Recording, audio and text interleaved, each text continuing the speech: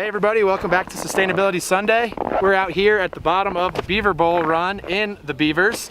I'm standing here with Louis Scavara. He's our Director of Mountain Operations. Louis had a big hand in overseeing all the work that went on out here over the past couple summers and probably a few years going back before that even. And we thought it'd be an awesome opportunity to ski around out here and have him tell us a little about all the environmental considerations that they had in place.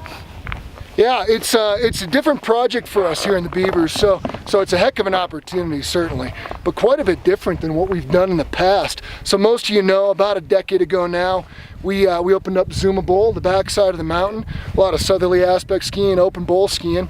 That was a really different project for us. Not nearly as much timber work as we took on with the Beavers project here. We're standing just a couple 100 foot below tree line. This is a sensitive area, so everything we did out here in the Beavers, we really took a lot of time to think about the way in which we got to our work sites, how we moved trees from the work sites, how we graded things. Yeah, so Lou, you mentioned all of the timber work you and your crews were doing out here and how conscious you were about which trees you were taking, which ones you were leaving behind. Could you tell us a little bit more about that process? Yeah, absolutely. So two different sets of timber work, two different categories of timber work out here.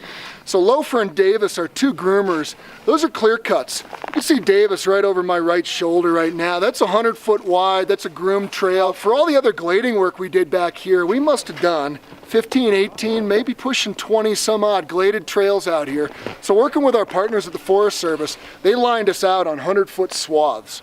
Within those 100 foot swaths, generally we could take 20% of total tree diameter. So in most cases though, we didn't even take that. We took more like 5 to 10% out here. We did that a couple different ways. We do a lot of limbing.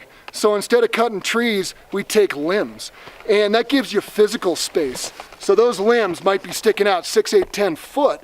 That gives you that much more room to ski alongside that tree. The other thing we found over time is that limbing really opens up sight lines. So you can see better, so you can plan that next turn. On top of that, there's a balancing act here. So up here near timberline where we are, we're pretty limited in terms of tree diversity.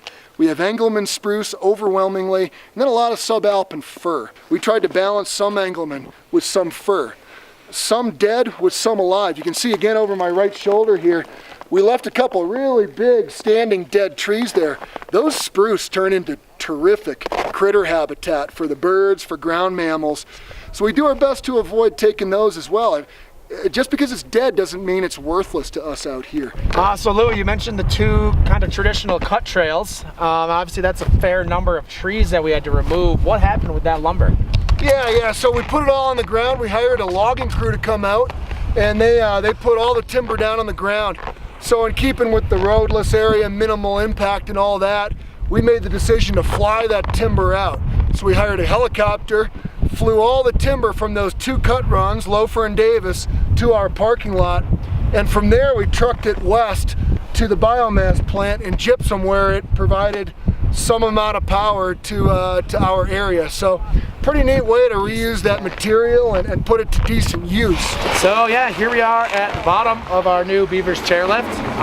And if I understand correctly, Louis, I'm pretty sure we put some pretty serious thought into some sensitive areas below where we're standing and avoiding them altogether, basically. Tell me a little about that. Yeah, that's the gist of it exactly. Is below this point, not only do we have a hard time holding snow down there due to elevation, we start getting into some pretty sensitive wetland areas. So yeah, the easiest answer there is just steer clear, avoid it altogether. So in terms of the ground impacts, you're standing on the largest area that we affected.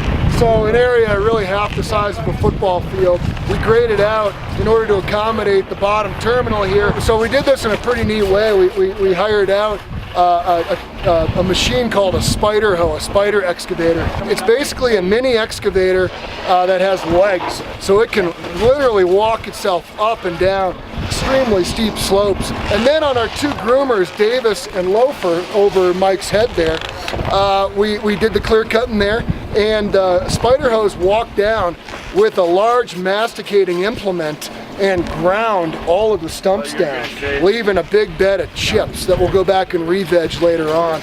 but that makes it really easy to open these trails without those stumps and the clutter in the way. And again, it's the least impactful way to do it. Well, thanks again for checking us out on this Sustainability Sunday. Thanks, Lou, for all your insight and all your awesome work back here over the past few seasons.